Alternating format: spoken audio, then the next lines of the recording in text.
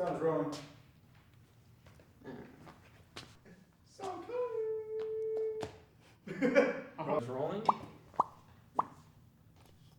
Yeah. Sounds rolling. Scene J, take one. Sounds rolling. Crosser. Sounds rolling. Alright. Scene M, take one. What? What's going on? No one here. Yeah, no, so we put flyers down on the chairs. That's what we're doing. So my sorority was putting on a philanthropy event to raise money for the Starkey Hearing Foundation, and they needed help spreading word to more people than just the people our sorority knew. So I saw this as an opportunity to bring back to our group since we needed a service learning project. And I said, hey guys, my sorority needs help with our event that we're doing, and we talked about spreading the word, and we were already making images to share on social media.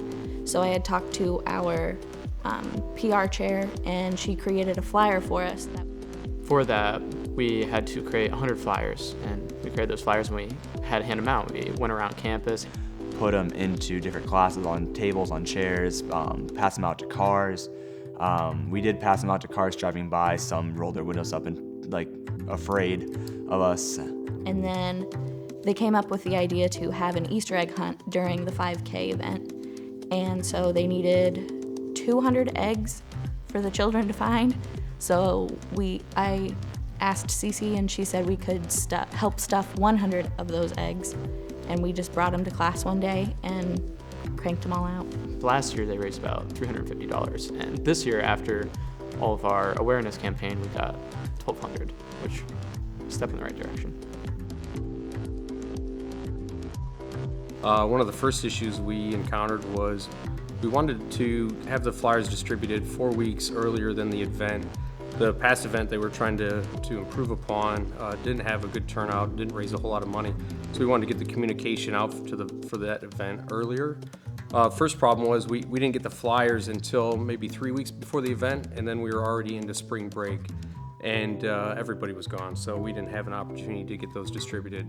However, we got them distributed right away the first week after spring break and got the communication out 2 weeks before the event.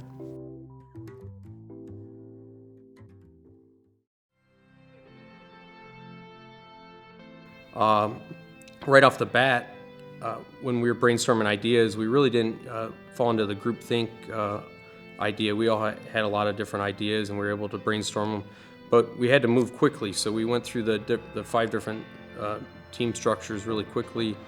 I learned a lot because I came in late to the project. I had to miss class that day, and so I wasn't able to do the iceberg worksheet.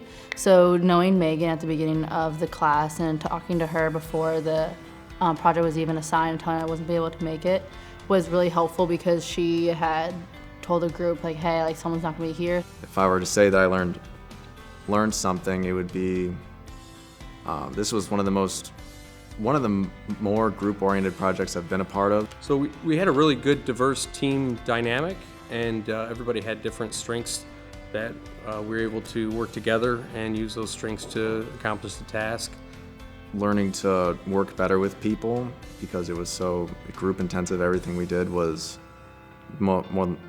was together. And usually in group projects, one person does one thing, one person does another, but it was more of a, like I said, a cohesive environment where everybody was just contributing to the whole entire project and not just the one singular part.